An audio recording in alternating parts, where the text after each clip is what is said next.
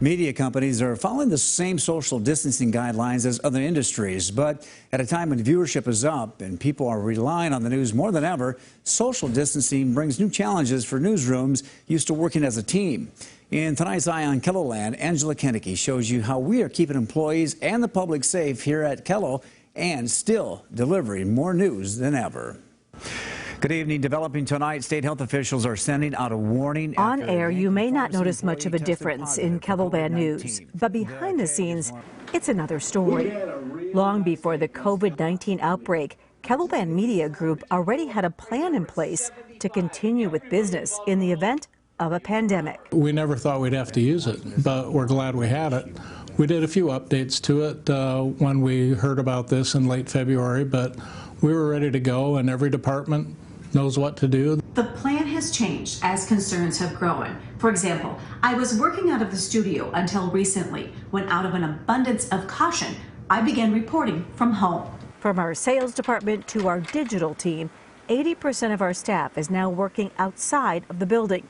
We use communication tools like Zoom meetings, where KELOLAND photojournalist Tori Stolen explains how he does his job from home. Like I said, I haven't even really left my basement in like over a week. I've just been getting video from everywhere else, and people have been bringing me their video, and then I've been cutting it up and sending it out for air from right here in my basement.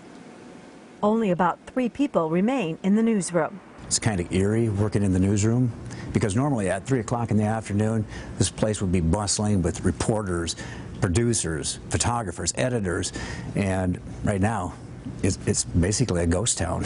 However, we're still bringing you 5 newscasts a day. Well, you think about the work that goes into telling one story, the shooting, the interviews, the video, the writing.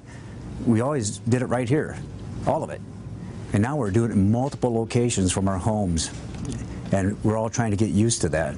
But we're making it work. We're hitting the deadlines. The amount of news that we're doing right now is unprecedented. And the amount of ways we're doing news right now is unprecedented. But you know what? Those that are in news, it's in their blood.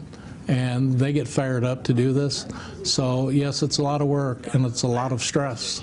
But it's also part of their DNA. While many people are able to work from home, there are still some jobs that have to be done in person. Our photojournalists are taking social distancing precautions with long microphone extensions. And inside the studio, we're cleaning surfaces frequently. You know, there's certain people that need to be here to run the TV station, and it takes physical appearances here to do that. And we're continuing to learn as we go along new ways to provide you with the best coverage online and on TV. One thing I know engineers are working on is getting us the ability to do live interviews in the switcher.